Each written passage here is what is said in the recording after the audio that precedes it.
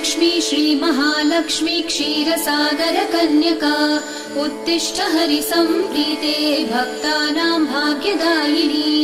श्रीलक्ष्मी श्रीमहालक्ष्मी क्षीरसागरकन्यका उत्तिष्ठ हरिसम्प्रीते भक्तानां भाग्यदायिनी।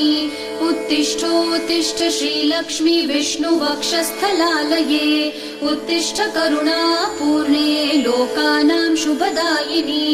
उत्तिष्ठोत्तिष्ठ श्रीलक्ष्मी विष्णुवक्षस्थलालये उत्तिष्ठ करुणापूर्णे लोकानां शुभदायिनी।